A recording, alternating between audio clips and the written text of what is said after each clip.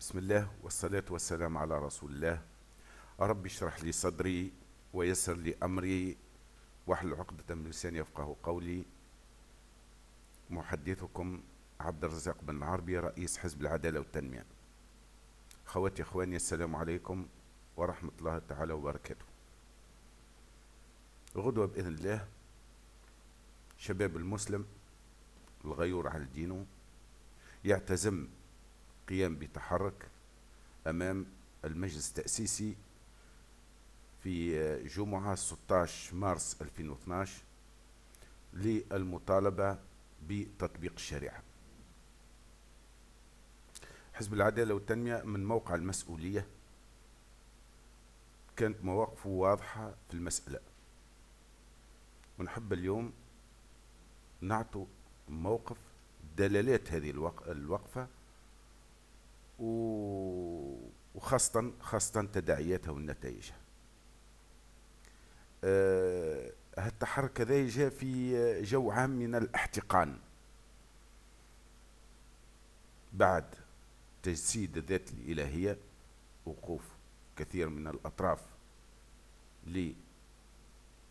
لتأييد هالموقف تحت مسميات منها حرية التعبير وحرية الاعتقاد إلى غير ذلك.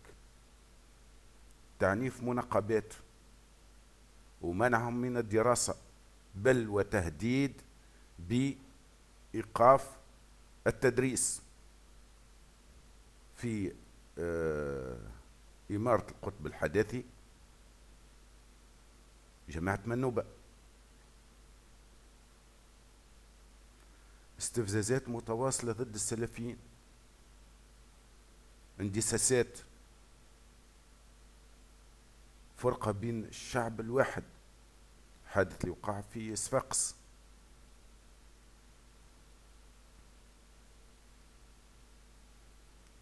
إشاعات ضد السلفيين أنهم قطعوا إيد شخص في جندوبة. وشيء اللي يقهر هو البارح إعلامية في قناة تونس، قناتنا اللي نمولوا فيها بفلوسنا، تحاول كيفاش أنه تدفع ناطق رسمي باسم الجهة الأمنية باش يقول اللي فعلا ايده تقصت وقصوها له السلفيين. هو يقول لها يا بنتي لا، راهو مازلنا ما واحد وراهو صوابعه بركه، فهمت، ما نعرفش شنو من جراء تبادل العنف وراي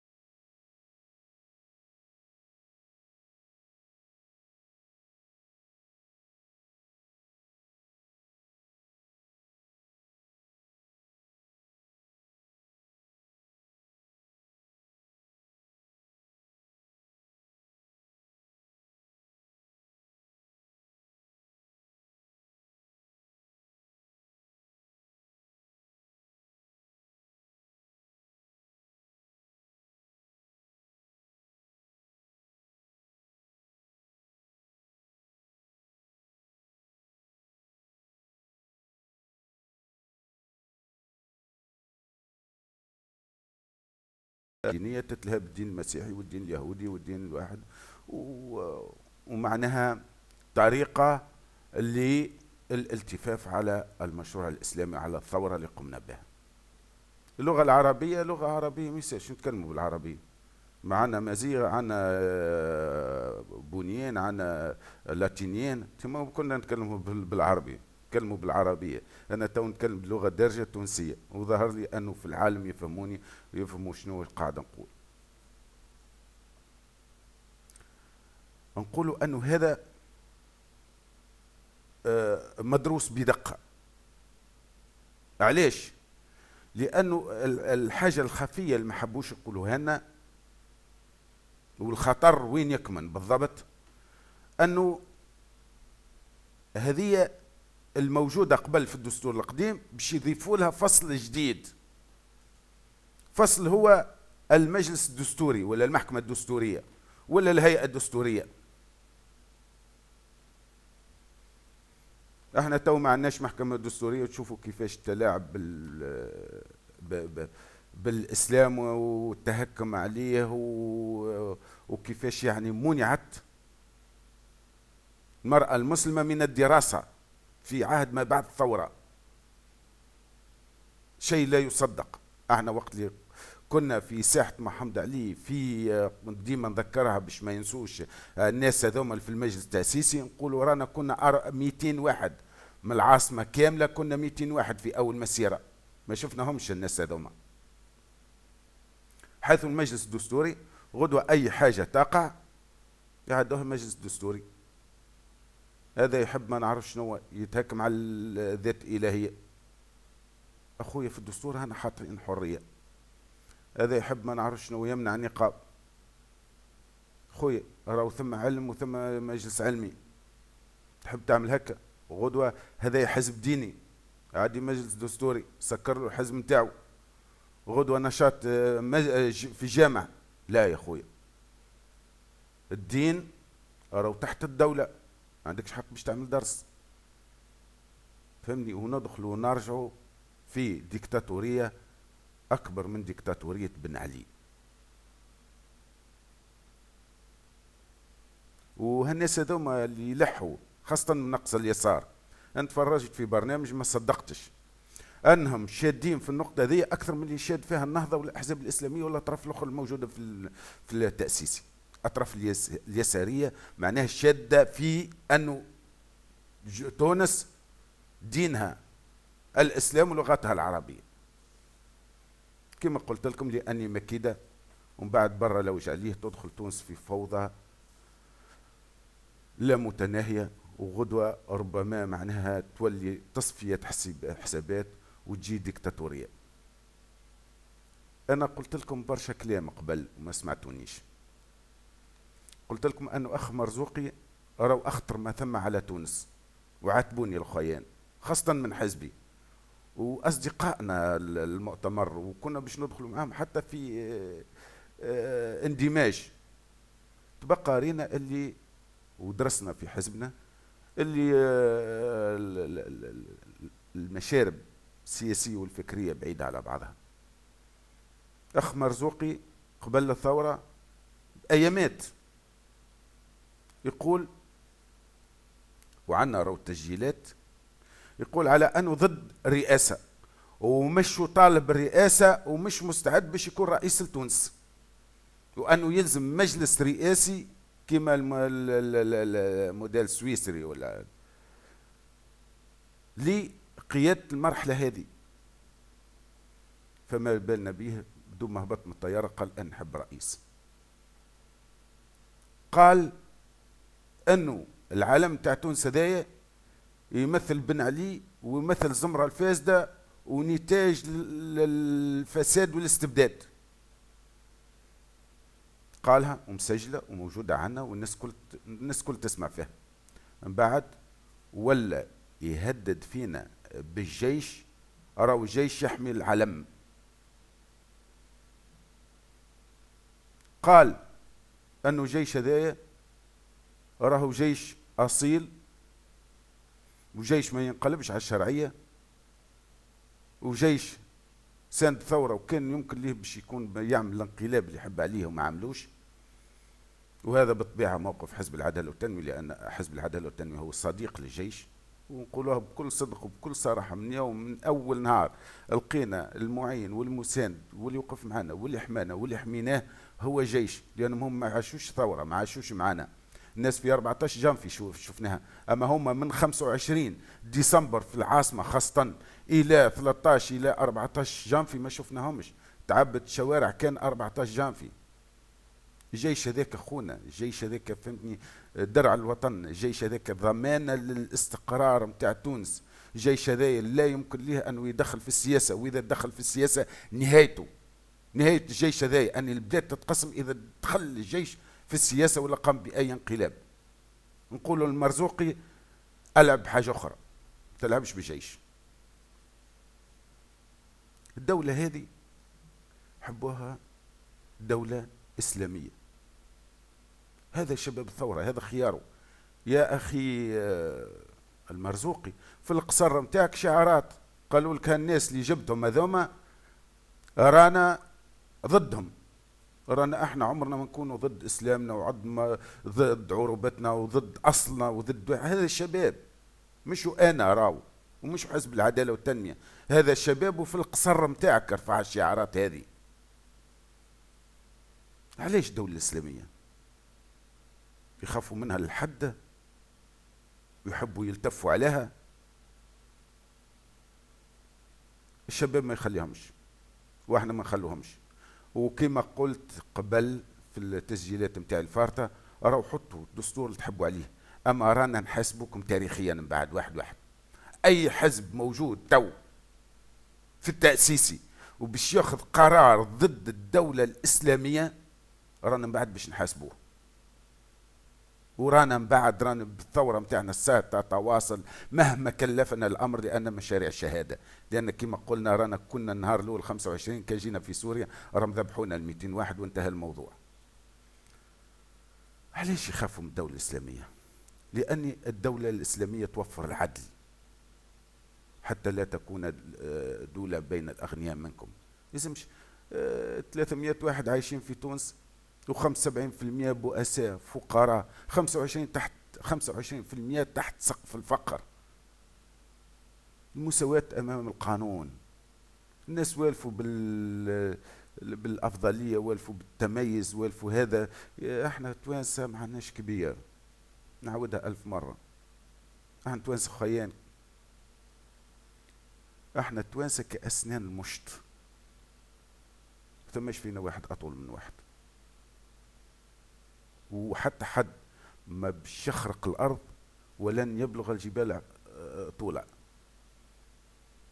فهمني؟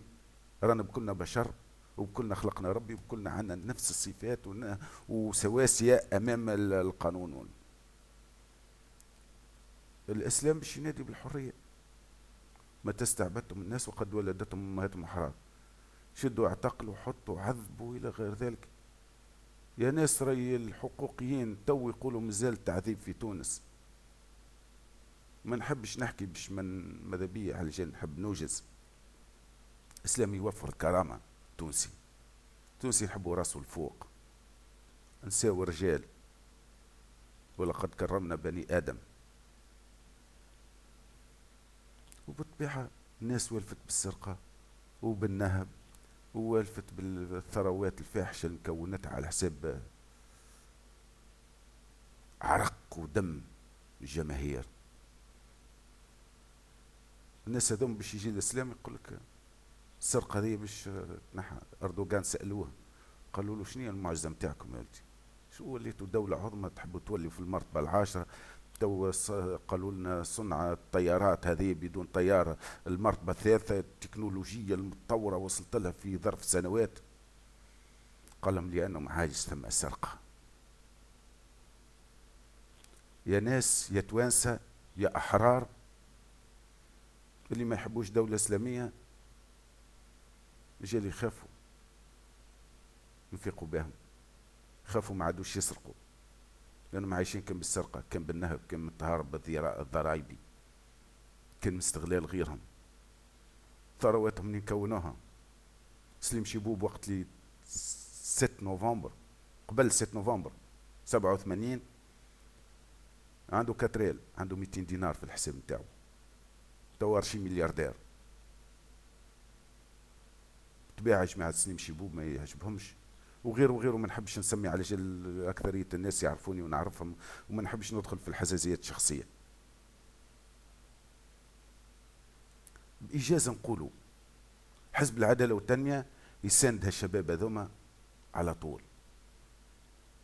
ويطالب أن الفصل الأول يكون ينص صراحة على أن تونس دولة مسلمة وعربية وحرة ومستقلة، ونرفض كل أحكام وكل تشريع يتناقض مع الإسلام. ما نحبوش تعتبرونا مجرد مواطنين، أيها المواطنين أيها المواطنات، ما نحبوهاش هذيك. نحن إخوة، نحن شركاء في الثورة وفي الثروة وفي القرار. بالتالي أنا نقول لإخوتي الشباب، والله كريتكم على باطل، راني قلت لكم لا ما تحركوش. أما أنا من موقعي المسؤول كمعارض، كان حزب معارض، نقول إلى أخوتي بارك الله فيكم وإلى الأمام، والتاريخ سيحسب لكم أن شباب تونس وقف مع الثورة، وقف مع الإسلام، وقف مع العروبة. وربي سبحانه يقول: ومن أعرض عن ذكري فإن له معيشة ضنكا ونحشره يوم القيامة أعمى قال ربي لما حشرتني أعمى وقد كنت بصيرا قال كذلك أتتك آياتنا فنسيتها وكذلك اليوم تنسى. والسلام عليكم ورحمة الله تعالى وبركاته.